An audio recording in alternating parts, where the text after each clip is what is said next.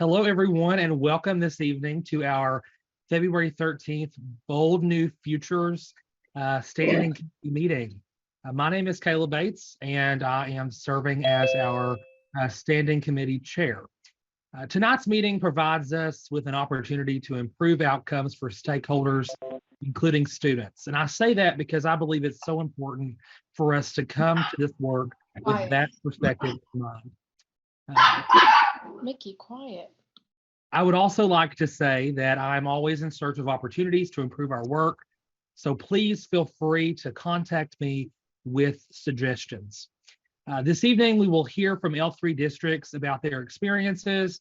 We'll learn about policy barriers that they're facing in their work. I invite you to be intentional and thoughtful as you interact with these wonderful district representatives. They are working on the ground to implement the vision that is United We Learn. This evening, John will be serving as our note taker and reflector. In the future, if any of you would like to volunteer to fulfill that role, please feel free to do so. With all of that said, once again, I'm excited to be here with all of you this evening, and it's an honor to welcome you here. I will turn things over to Meredith Brewer. Good evening, everyone. I'm going to do a quick roll call. So when I call your name, if you'll unmute and say here, that will be helpful for our record keeping purposes. Caleb Bates. Here. Becky Burgett. Marcia Carmichael Murphy. Michelle Chappell. Heather Dunn. Here. Jim Flynn. Audrey Gilbert. Audrey did let me know. I'm here, Meredith. Oh, perfect. Thanks, Jim. Audrey did say that she is running behind, but she will be here shortly. Brooke Gill. Shelley Hammonds. Jenny Hobson. Here. Jessica Jenkins. Carrie Markham. This is Becky Burgett. Oh, perfect. Thanks, Becky. I'm sorry. No, that's great. Thank you. I will mark you here. Perfect. All right, let's see. Carrie Markham. Justin Mitchell. I'm here. Hi, Justin. April Mullins-Datko. Arevia Parks. Here. Arabia's here. Perfect. Thank you. Julia Pyle. I'm here. Edna Shack. I'm here. Renee Scott. Here. Present. Great. Rose Snell. Whitney Stevenson. And Bentley White. I saw Bentley. Here, thank you. Oh, I'm sorry. Who was that? Was that Whitney? No, that was Bentley's interpreter saying. Oh, Bentley's interpreter. Perfect. Okay, great. All right. That concludes our roll call. Thank you so much.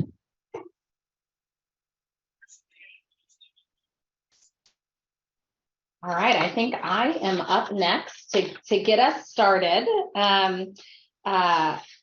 We have a pretty exciting presentation and then some time in small groups today. Wanted to just kind of share some reflections on what we've been hearing from this group as it relates to really leaning in heavily to those habits of inclusive design, which exists in our charter. As a reminder, those 4 habits are inclusion, empathy, co-creation, and reciprocity. And what we have been hearing from many of you is this desire to be more closely connected to the work that's happening in our innovative districts across the state. I remember, I think our very first meeting in November, it was very quick topic of conversation to say, how do we get on the road and start going and seeing this work, you know, up close and personal And then we've had conversations about, well, we need to understand from our practitioners and our district leaders what barriers they're really running up against in this work.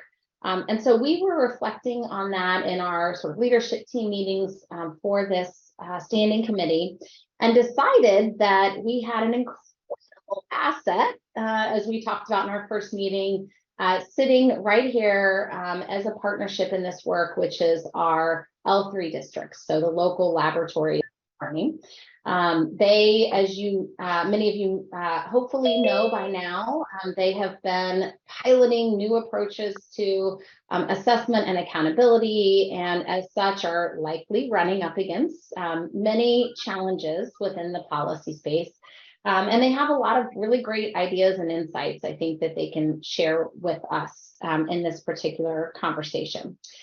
So what we did is we reached out to Donnie Tran and Karen Perry, who have been on point and helping facilitate the network of L3 districts, to see if there might be a way to have a little bit of time set aside to, pick the brains, like help us understand what these district leaders are up against. And so not only were they responsive, but they were really responsive. So those districts got together, they populated a table for us of all the policy barriers that they were wrestling with or noticing in their work. And then they got together again and did some synthesis from that table to really affirm what they were seeing in that table and what messages they wanted to bring forward to our group. And so that was some pre-reading that Caleb sent out to each of you. And so hopefully you've had a chance to read over that document. If not, we're going to be working through it some in our small groups today. So we are going to have the great privilege of getting to hear some context and some remarks from 3 different leaders from the L3 work. And then we are going to break into small groups, and we're going to do some reflections around what we heard, what additional information we think we might want to hear to inform our work going forward. But most importantly, the big question is, how can this committee form a close relationship with the L3s and maybe other districts across the state, so that we are deeply informed and responsive to the issues that they are seeing firsthand. So be thinking about that as we jump in and hear from these incredible leaders right now. So I am going to pass it over to our folks. We'll do it maybe in order of how they joined into the meeting. So we have Julia Rawlings, who is the assistant superintendent in, I'm gonna mispronounce this. Is it Rowan? No, it's, how do you say? Rowan. Okay, it was funny because Caleb corrected me the first time, and I knew I was going to say it wrong when I said it a second. In Rowan County. So she's here, and then we'll go to Tracy Morrissey. I hope I pronounced that right, Tracy, who's the superintendent in Greenup County. And then we'll go to Travis Hanby III, who's the superintendent in Allen County Public Schools. And so each of them are going to share about 10 minutes of remarks, just reflections for us, and then we will move into small groups. So Julia, we'll give you the floor first. Okay, thank you. So in our conversations, one of the biggest things that stood out to me was the issue of classifications. So putting us into labels and color codes, and always having a bottom 5% was an issue for me, because prior to being an assistant superintendent 4 years ago, I worked with the Kentucky Department of Education, and I worked with the persistently low achieving schools in the state. So I was an education recovery specialist, leader, and a director for the East region. And so going into the lowest performing schools, it was really hard for them to see anything past, fixing very structural, foundational things. There was no looking outside of the box for deeper learning and thinking. No way, it was just very restrictive having that label, knowing that They had so many years to get out to improve scores for their students and their district. So that was I came from that from both perspectives because we currently have 2 TSI schools in my district. Both are identified for special education. And those 2 schools are very hesitant to do anything, regardless of us communicating that, we really believe in the efforts of our L3 and the deeper learning initiatives across the state, including PBL. So I know firsthand in 2 different perspectives that is a real issue. The second thing that was an issue, and I know this personally as well, is the issue of certification. So I am certified for high school biology. I have a bachelor's and master's degree in biology, and I am stuck in life science. So I cannot move out of that. Even with a master's degree in biology, I can't move out of that particular subdomain of the content. So that was an issue as well because people don't necessarily graduate with physics and want to be a teacher. So definitely an issue. And I will say, and probably you're going to hear Ms. Moracy say that it is an issue in Eastern Kentucky to find anybody in science and mathematics with varied degrees and specialty. And I happen to have Morehead State University in our county, and we struggle to recruit kids for the university for those degrees.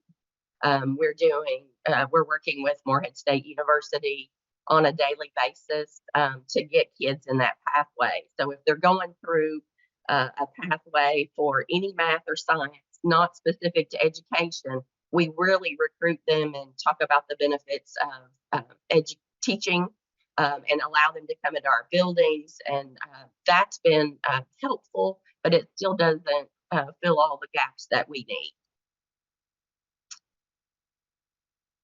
That's great context. And since we got just a little bit more time, I'm curious, and if anybody else wants to ask a follow-up question, we do have a minute, I think, to jump in with that. On the classifications, I'm curious if you guys have begun to think about what could be done differently that would be more helpful, or if you're more just in processing what's not working really well. And it's okay if you don't, I don't know if many people have solutions yet, but we're just curious if you've had any thoughts on that. Well, just the ranking system itself always puts somebody at the bottom. So anytime that ranking and that competition happens, somebody's always going to be at the bottom. And so I guess that's the biggest issue is that, there are people who won't think outside of the norm for those innovative and vibrant learning experiences if you're labeled in the bottom 5%. Right. Absolutely. Anyone have a follow-up question?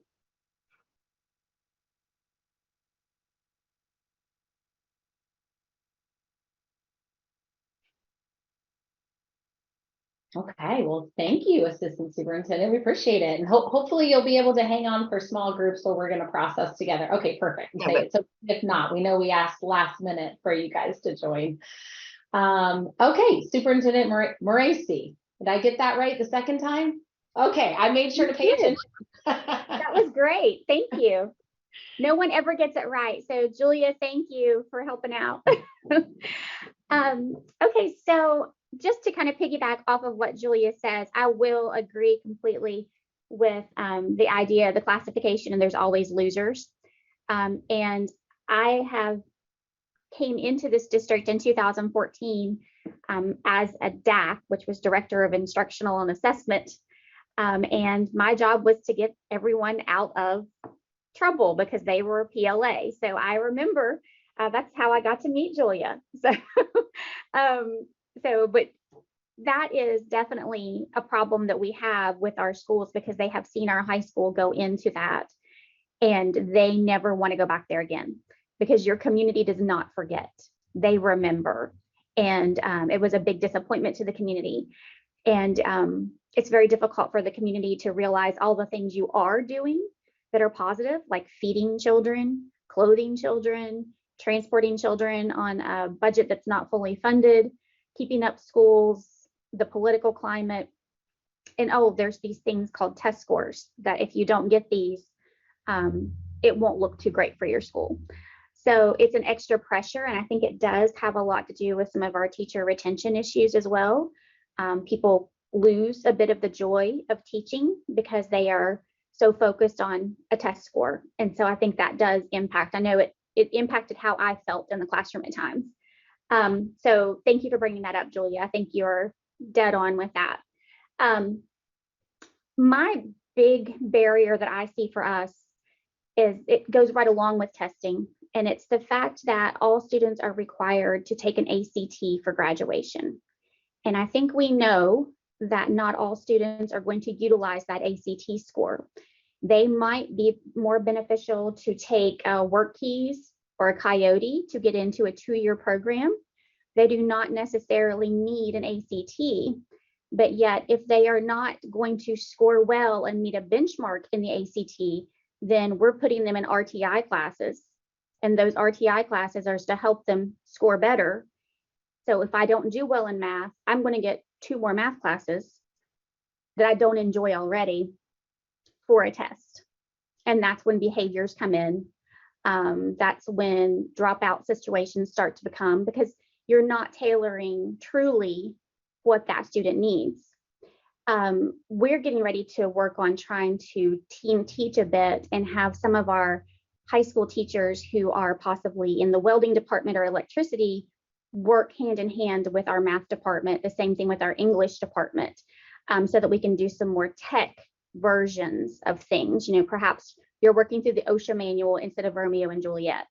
But again, that's going to there's going to be some barriers there because of what you have to cover in content and what's required with being able to give a class a number or a course code in Infinite Campus, because that course doesn't really exist.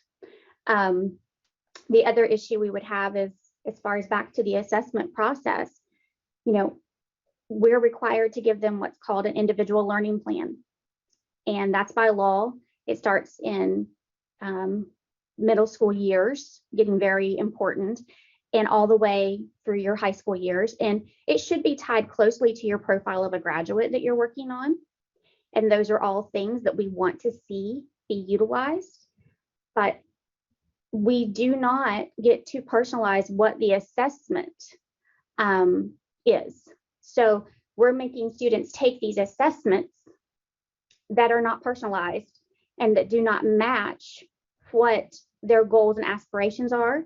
They don't match their strengths, and it can be very disengaging for students. And then it becomes disengaging for the staff as well. I think it could truly help teacher retention if they were getting some joy back into seeing kids move from this is what I want to know about to wow, I've really mastered this, and not with the ire of testing over their shoulder. And, you know, how is this kid going to perform on a state assessment? And I don't know if you've seen some of our most recent assessments that are out there right now, but, you know, these kids are clicking through 3 and 4 screens with 2 and 3 possible answers. And it's more of a trick than it is an actual learning institution whenever you're doing this. We're tricking kids, trying to get them to get it wrong. Or I don't really understand what we're asking of these kids whenever they're going through 3 and 4 screens to get to one question. So if you've ever had the chance to just go online and take the practice tests that are out there, I would highly encourage this group to do that and see exactly what these tests look like that we're asking 3rd graders, 5th graders, 4th graders, high schoolers to take. Because I know I took a practice test and took my entire school board through it and all of my site-based members through it this past year. And as they would start to raise their hand or start to talk to each other, I would cut them off and say, oh no, this is a test. And you cannot talk. And if you need to go to the restroom, make sure you raise your hand, because we're going to have to pause your test and the clock is still on. And, you know, grown adults, we're just, well, this is not how the world works. But that is how we're preparing them for the world. And it's not the best way to do things if we're really preparing our kids to go out and be successful. So I have an elderly board member who's in his 70s, and he stands up and says, well, this is just stupid. So I really enjoyed him. And he is now my new best friend. But, because this is a gentleman who has went through life and already retired and understands this is not the way the world works. So we're putting kids in conditions that don't match what they're going to be expected to do other than in a school setting. So I would really like to see us get more creative about what could count as an assessment, see us get more creative about matching those ILPs to true ILAs, individualized assessments. It doesn't mean that we won't test them in reading and math, which is what the federal requirement is, but how are we testing them and why does it have to be that way? Another concern I have is with the TSI category. If you look at the highest level, Julia, if you look at yours, is it mostly with special needs students? Okay, that's what ours is too. We have all three schools that's in the area of special needs. So we classify students as special needs because they do not perform the same as the students the same age as them. But then we test them the exact same way, only with some accommodations. They might get extended time, they might get a reader, but it's still not the same type of learning that they're supposed to be getting. So we're really infringing on what we're saying we're going to do for them with their IEPs, with what we're doing with the testing, and to hold them at that exact same standard of the way they're doing things. It's really unfair. I mean, I've had students that have actually they held up cards and they blinked to answer a question, and that was their test. That's not right. I don't know why we're doing that to kids at all. And those particular kids, we even tried to get waivers for because they were just too ill to take it, and we were fought on that. We still had to go test them. So we've just got to work on some compassion in that area, I think. And then I guess my last thing is, all this work that we're doing with the L3s, I'm with Julia, it's very hard to convince my schools that, yes, I promise there's light at the end of the tunnel. We're trying to get away from all of this pencil paper-based assessment or online assessments and let you do project-based learning and have it matter. And so until we're all speaking the same language, I think it's going to be a real barrier getting teachers to embrace some of these new innovative ways to teach. I hope I didn't go over on my 10 minutes. That was fabulous. That was really great. Any questions from the group? I would actually like to, if it's okay, just bring up a thought that came to mind, and if Superintendent would like to respond, I would greatly appreciate it. So, as I listened to your presentation, and I thank you for it, I know you mentioned this concept of the ILP, right, and how that is a resource that is often untapped for its potential. I'm curious to know more about your thoughts, I guess, on examples of some of those resources that currently exist that you see in our system as it exists right now, and what that might look like to make better use of those. What are your thoughts around that? So we are in the middle, that's part of our L3 work, is redeveloping and devising our profile of a graduate. And so we have what we call the grade 8, and it's 8 components that you would have to show mastery of in being a graduate of Greenup County. We have what's called the core 4, halfway, obviously, that they start working on in middle school. And we're working with Jerry Swan to have those uploaded into TOTE, different items that might show collaboration, good community work, citizenship. It matches very closely with the state recommended profile of a graduate with some extra components in it, basically. But there's also something, I don't know if anyone's familiar with the Clifton Strengths Finder, but I would love for us to be able to fund and have every child be able to take the Clifton Strengths Finder. They do have one for adolescent, middle school, teenage years. And then of course they have the adult version. And it gives you a list of what your strengths are. And that was the one thing I did like about Explore and Plan, is you did get a little feedback as to what a student's strengths were, which was really nice. But it basically says, okay, this child is very good at strategic thinking. This child is more of a creative thinker. This child is great at communication. And so it never says what they're bad at. It says what they're really good at. And then you teach them how to use those strengths. I do it with all of my administrators. They all have, there's 32 choices of it. I see Caleb says he has a copy of it somewhere. I have a whole book on it. I got it all, Caleb. I'll help you out if you need it. There's a book out there called It's the Manager, and it utilizes that concept. But we use it, and it is wonderful for our students to be able to know, just like our adults know, what their strengths are. Because the way I'm understanding the research on that, your strengths don't change. So instead of giving a kid, keep giving them math because that's not their strength. Well, what if they are more strong in the arts and the creativity and the linguistic and speaking? You know, let's enhance those classes for them and allow them to take more of those. I'm not saying don't give them any math, but find a way to tie that in so that they're walking out feeling confident and know how to lean into what they don't know. So, did that make sense? Yeah, thank you so much. Okay, I do have it. I have everything if you need it. Excellent. All right. Well, let's transition to Superintendent Hamby. Welcome. Hello, good afternoon, everyone, or good evening, I guess is better. I guess there's so much that I could just say ditto, I think, to my two colleagues that have already spoken. I think I'll pick up with the kind of the last comment about the L3 work is for sure very promising for us here in Allen County. You know, as we try to think about collectively with our community, what are those things that we could identify and would be evidence to really say that we are hitting the mark for what our community wants us to strive for?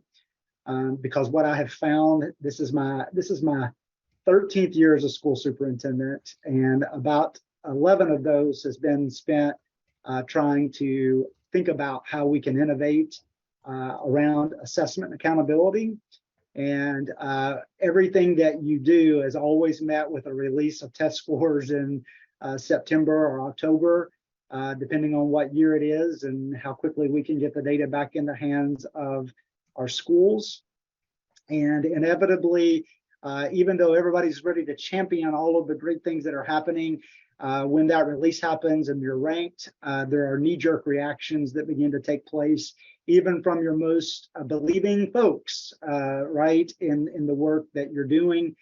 There's going to be these reactions that happen to that. So what's promising to me in the L3 work is that we can identify those benchmarks and data points and pieces of evidence that our community can celebrate together, or even identify that, hey, we need to continue to improve upon this particular area, this metric. So I think that's what's super promising about that. But we have got to, in the interim, in my opinion, figure out how we can maybe, you know, I guess with the group that I was talking about the other day, you know, like the world didn't end when we didn't assess during COVID. And even the year that we came, we did testing again, but we did abbreviated testing. Like we got data back, right? That we could still talk about and understand how we did.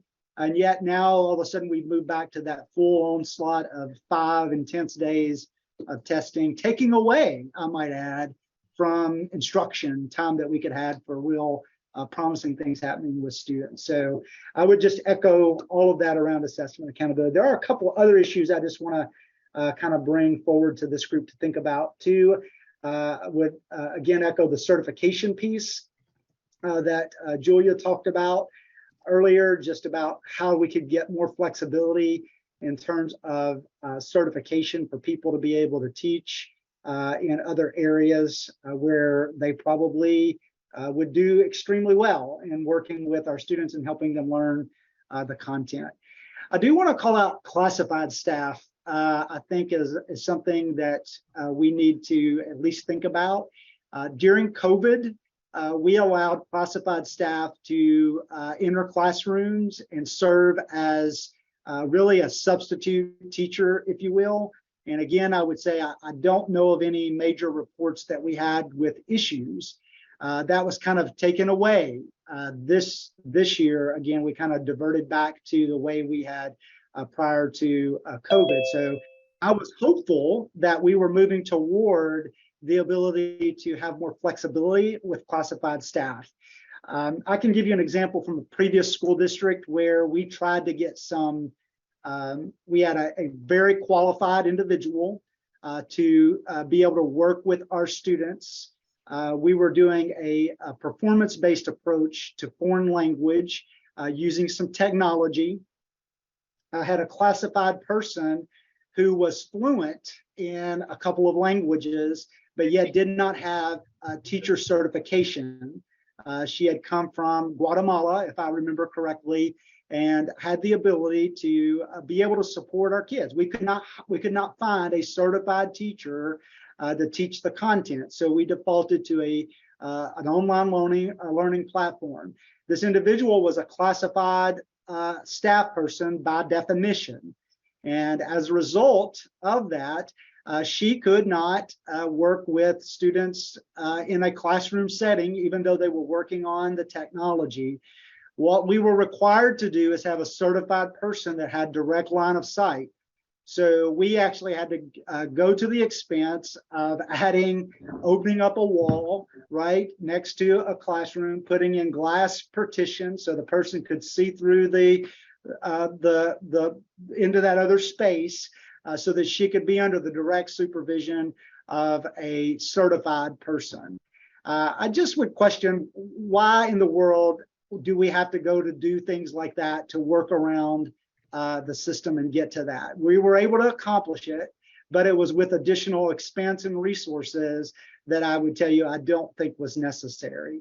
I do believe that as we think about the classified staff, definitely I would say we need some training for them to be sure that we have some classroom management strategies, because they've missed out on classes where we talk about those kind of things, how to run a classroom, how to facilitate behavior management. Those are things that we obviously, I think, would need to think about for sure, but we do it with substitute teachers, right? We go through our own district training program to equip those people to go into classrooms and work with our students. I think we could do the same thing with classified people. That would open up more flexibility, especially as it relates to some of the online performance-based programming that we can now do. So I would just encourage the group to think about that. Additionally, I would think about calendar flexibility. We don't really have a lot of flexibility around our calendar. I know one of my colleagues talked the other day about NTI and some flexibility. So one of them may want to chime in related to that. So this kind of fits hand in hand with that to some degree. We have some flexibility with NTI days, but they are really only supposed to be for specific criteria. And I would note that they are supposed to be primarily for the purpose of, primarily staff is supposed to still be engaged with students throughout that learning experience when they're at home learning. So while I think we could do, and this is kind of getting to my point I want to make in terms of additional time for staff to engage in collaborative design and planning and professional learning experiences on those days. Right now, they can't really do that. I mean, we could probably make some things work for periods of time, but not really to really provide that flexibility for our staff to be able to do that.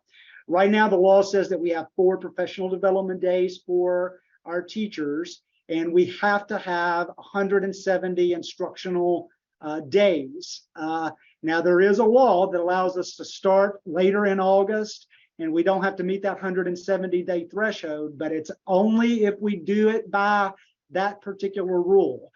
So I'm just like, why couldn't that flexibility be provided no matter when we start school, instead of dictating when we have to start it? So I hope this point's making sense. I feel like we have these 10 NTI days.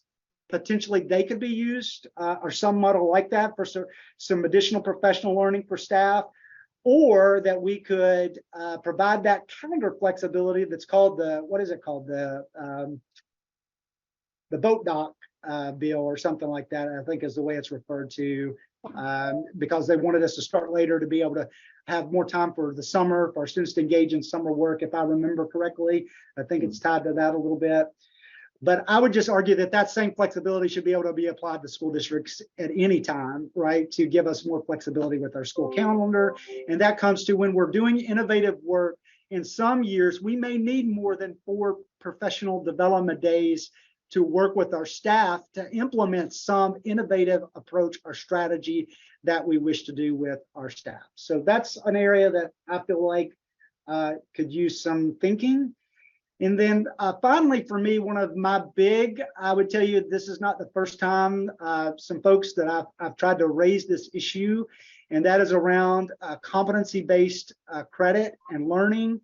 The state offers performance-based credit, but there's some drawbacks to that. If we truly, a competency-based approach is arguing that our students, that the time that it takes them to master the content should be variable. In other words, it may take some students longer, it may take some students less time to be able to demonstrate that they have mastered a particular competency or set of standards. So I appreciate the performance-based opportunity that we have.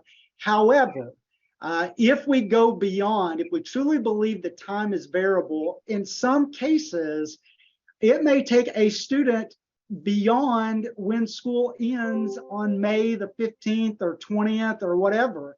And if we don't get that student across the finish line by that deadline of May the 20th, we get no funding for that student, even though they may be approaching a mastery level, perhaps, or that's really not a fair way to say that, because all we have to do is get them to pass, which really shouldn't be our objective. It ought to be to reach the proficiency that we want our kids to attain.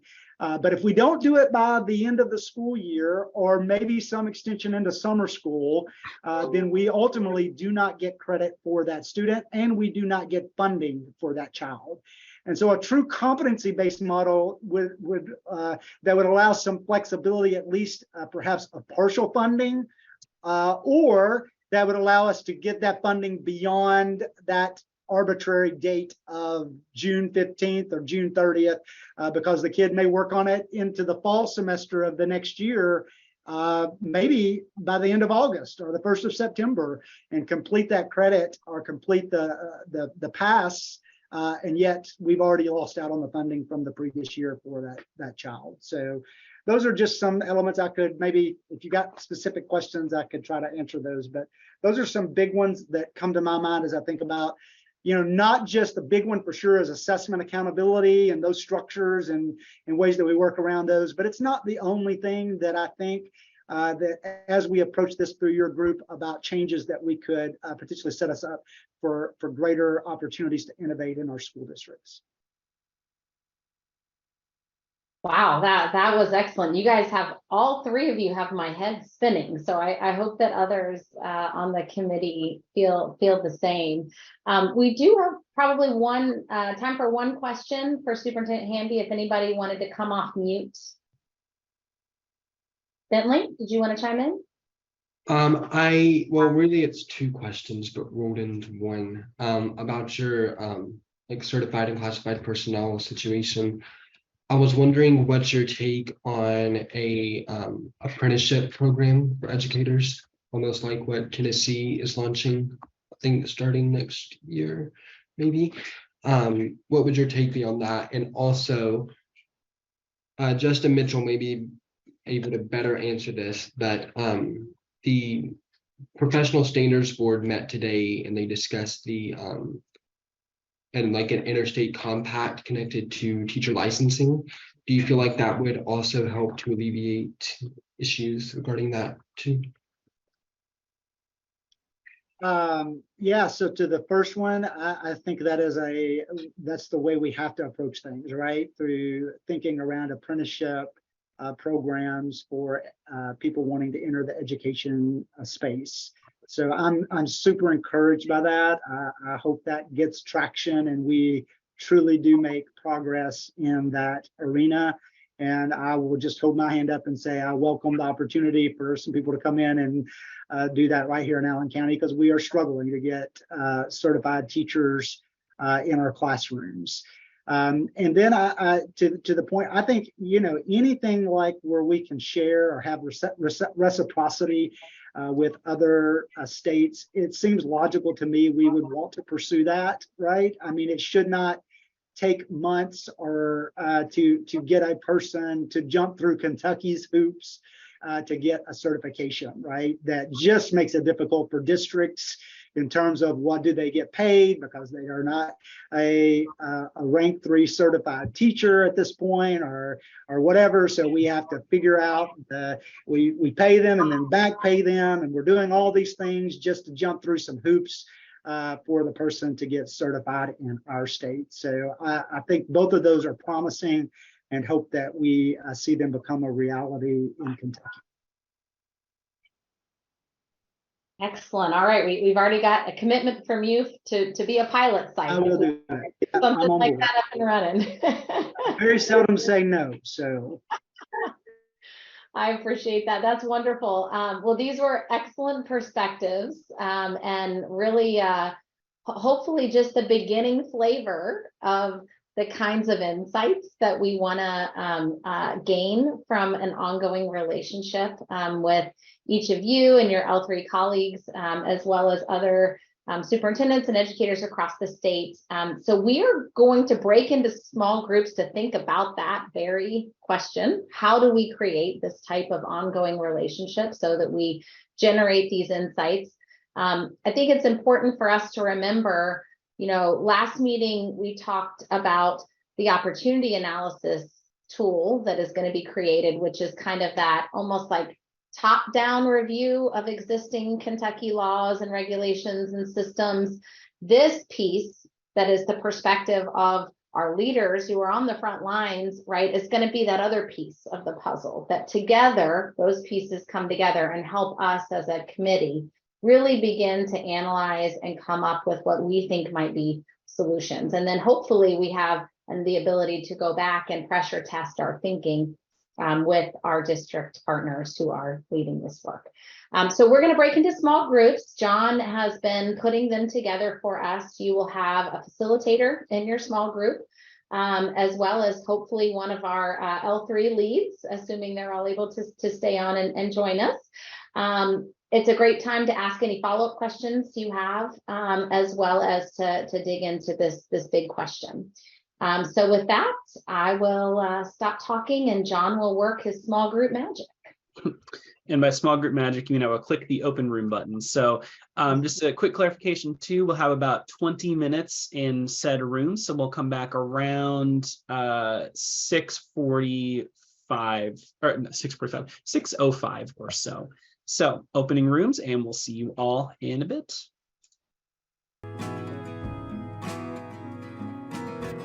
Awesome. Okay, well, hopefully everybody else is having great insights in their discussion. So we're going to take just, we got about 10 minutes before we go to just some final updates on other business for the committee. So would anyone from group 1 want to share out? Remember who had group 1? So I volunteered, but I think Caleb was going to volunteer anyway. So, so we had some great discussion, and really what came through was, in Rowan County, is the support of the community with the PBL work. I kind of peppered Julia a little bit about the external forces in conflict with the internal forces of the great work they're doing and how they're kind of navigating that. By really involving the community, their legislators, local elected officials, and really keeping the focus and being able to be flexible with the deeper learning, the rigorous work and the mastery, and being able to spiral things together to make it really enriching learning for the kids. Excellent. Any insights on the big question of how we might engage with our L3 districts moving forward in this work to ensure that what we are creating on the policy side is responsive to their needs.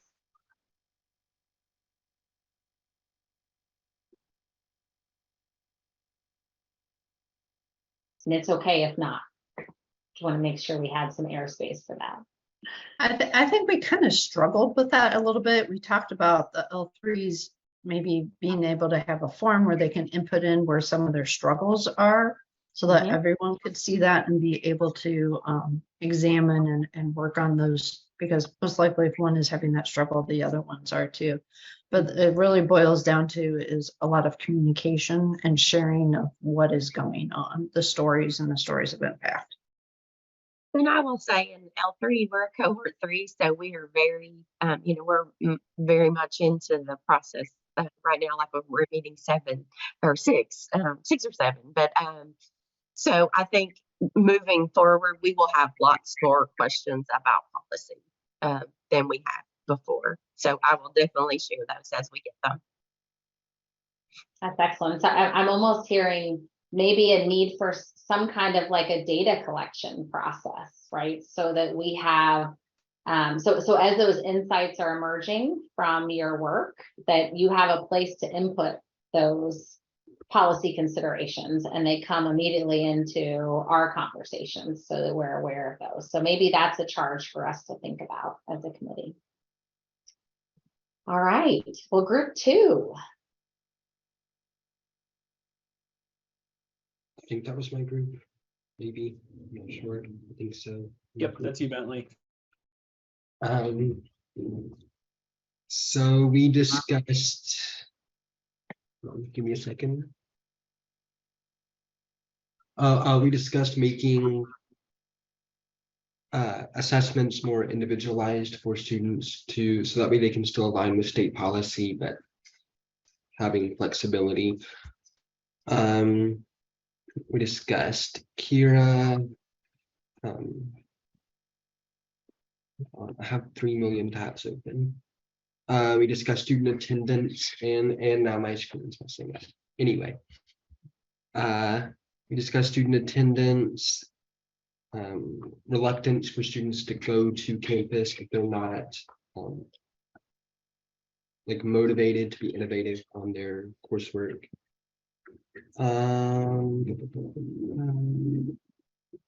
Discuss community seeing the big picture if they're involved with L3 work, asking when standardized testing scores are released in October, do communities still end up seeing the big picture of their efforts, or do they kind of have this feeling of what was the point and kind of want to give up?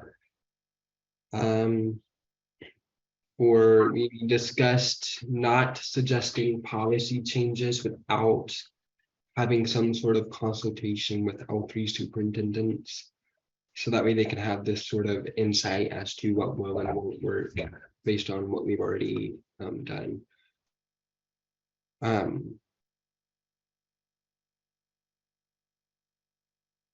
We discussed alternatives to like ACT testing and such, so like practical exams, things like that. And anyone else from our group, please feel free to say anything I may have missed.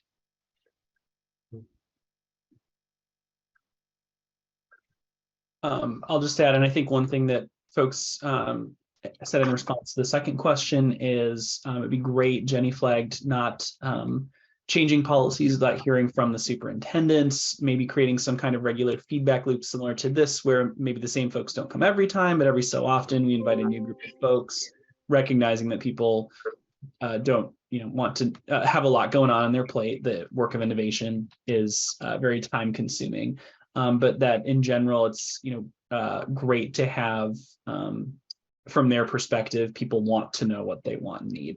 Also, Jim flagged that the document Caleb sent was great, so more of that. Awesome. Well, a lot of those themes came up in our group as well. And Carrie was kind enough to give us a go on our report out, and I will chime in as well because I have the notes in front of me on anything that. I took 0 notes. I wasn't even thinking about taking notes. So Lillian, you'll have to give me a hand.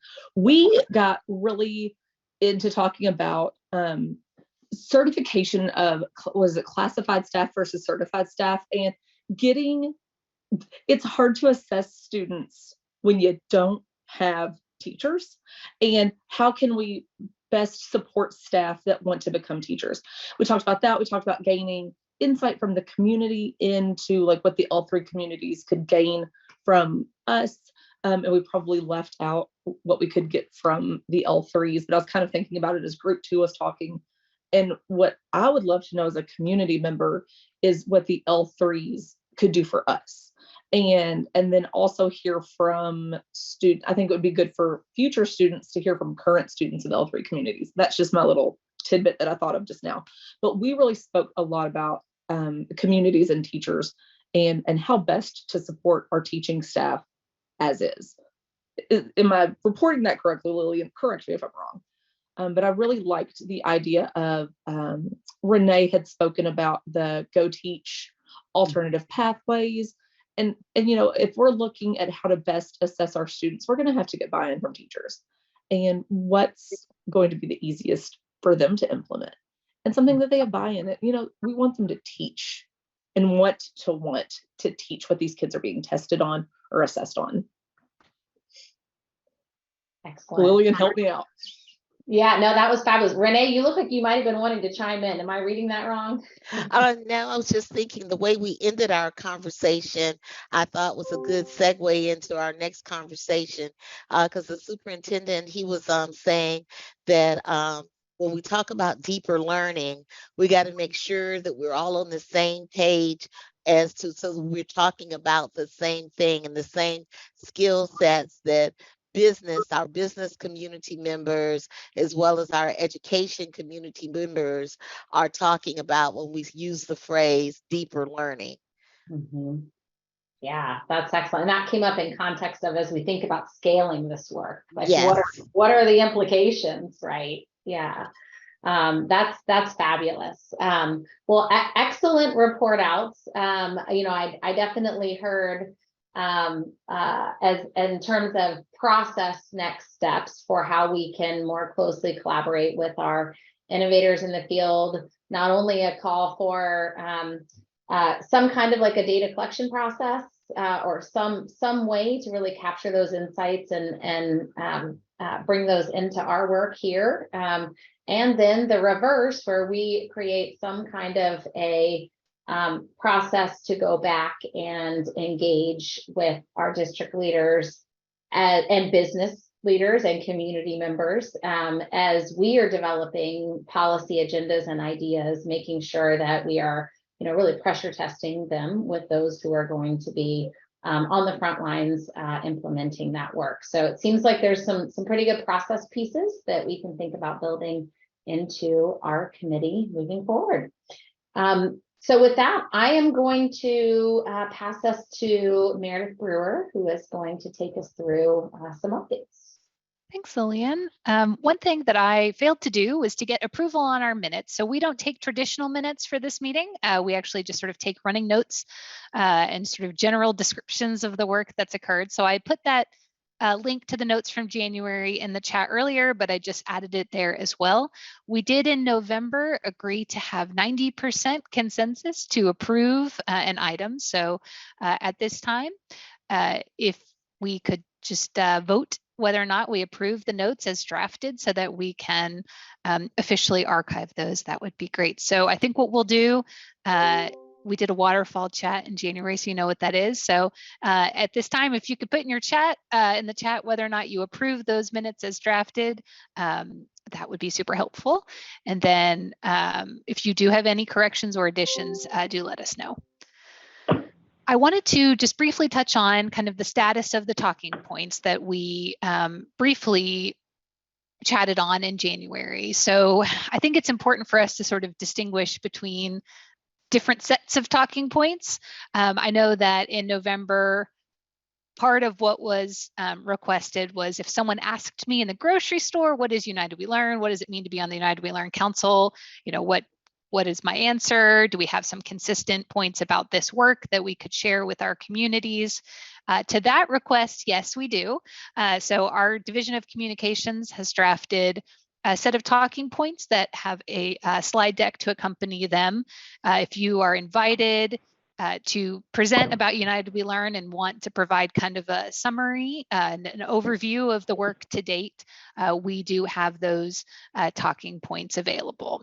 I think the other type of talking points are a little more nuanced, and that's going to be something that we develop as a committee in the months ahead when we think about the policy agenda that we want to promote and advocate for, kind of how we talk about those different recommendations. So that set of talking points is still in development. But if you would like access to kind of the United We Learn 101 slide deck, we are happy to provide that.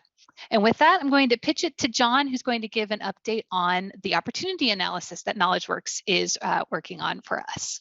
Thanks, Meredith. So just a quick, very brief update. We flagged the last meeting, and just as a quick rehash for any folks who were perhaps not here, and I know some of our colleagues from the L3 community, the opportunity analysis is a product that KnowledgeWorks creates. We look at normally 12 different policy conditions that are essential for competency-based education. For Kentucky, we're only doing 4 of them, 3.5 roughly, that really focus around assessment and accountability. So this will be an analysis that we are producing that really digs into statute regulation, tries to get a sense of what are the conditions right now in the state and where are there opportunities to potentially strengthen policy infrastructure and practice infrastructure. So that is a process that we are going through. We actually are just in the process of wrapping up initial drafts of those, and we'll be starting to work through finalizing the final content. Just so folks know, there was, I think at the last meeting, some very strong interest in folks seeing what the content was going to look like as soon as possible. We are slated to have the content available to at least share in draft form to the question that was just posted in the chat by March 21st. The final designed version is not going to be available until April 21st when we get to the next school council meeting. But again, we do want to acknowledge that there is, we've heard a lot of interest in seeing the content. So March 21st is kind of our initial pass at when we think we'll be able to start sharing some of that content. But thank you for that suggestion as well, Julie.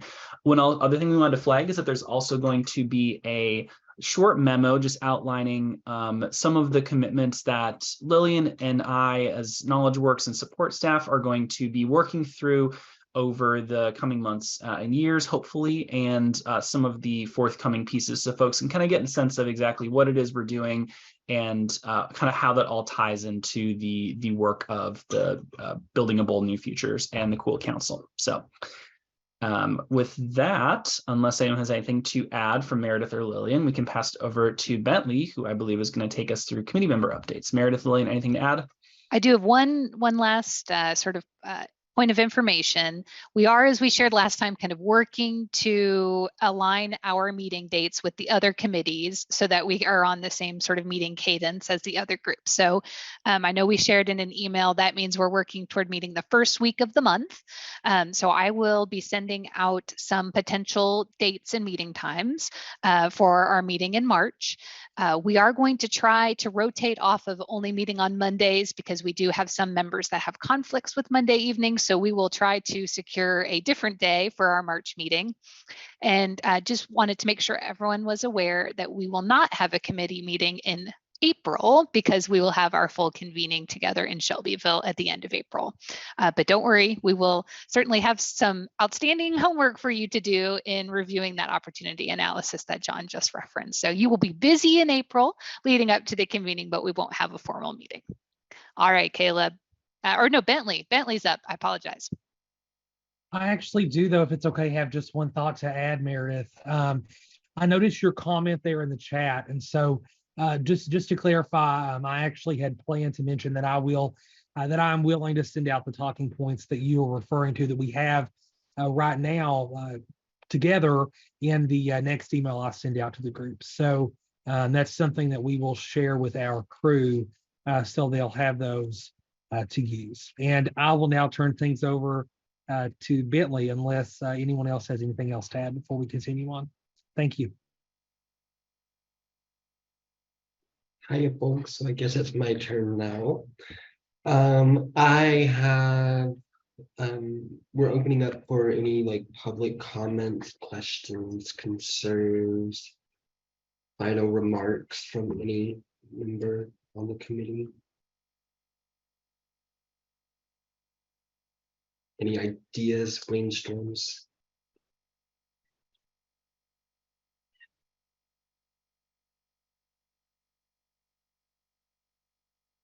Nothing.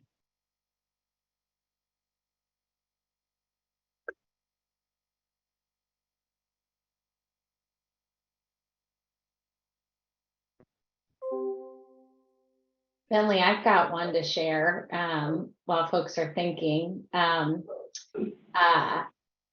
Meredith, feel free to chime in too, but I'm reflecting on the fact that the Kentucky State Board of Education met, it was past week, time all runs together.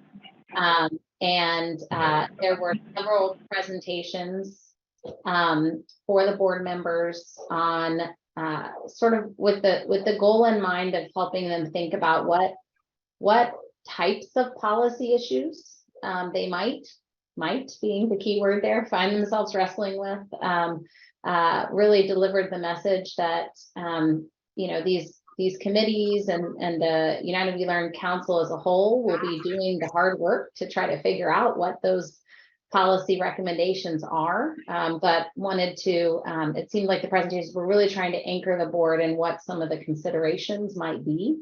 John and I were fortunate enough to do one of those presentations, and we were asked to speak to some of the issues and trends that we're seeing in other states that state boards are looking at, who are beginning to reimagine assessment and accountability systems.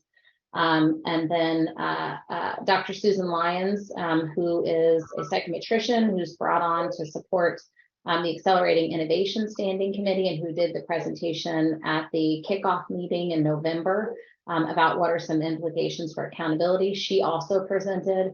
And just wanted to share that the board members were incredibly excited. They seem to be really energized by where this work could go. And so just wanted to share that it seems like they're really excited for to learn more and see where you guys are ready to take this work. I did add in the chat the recording from that meeting, so you can watch the full meeting, which is sure to be a wonderful way to spend 5.5 hours, or you can fast forward to the presentations that Lillian referenced, and I'll also put in the chat a link to the memo that KnowledgeWorks prepared.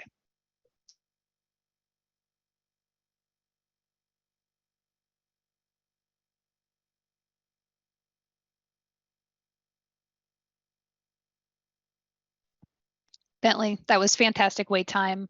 You've got a future in education, my friend. That was very good. But I think that there are no more contributions this time, but thank you for waiting us out.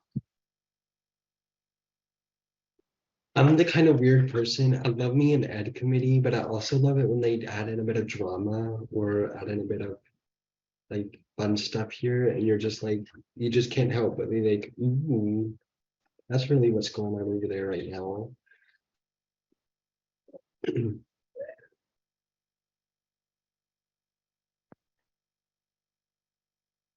right, Caleb, I think it's to you to close us out.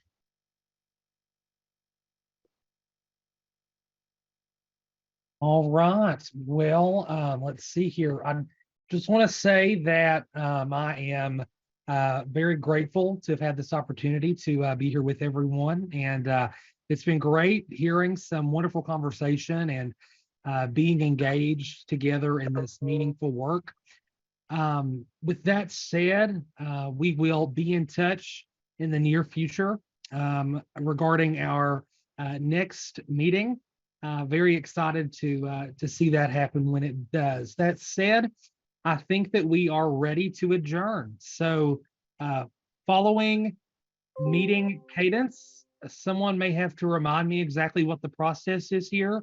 Do we have to take a vote on adjournment?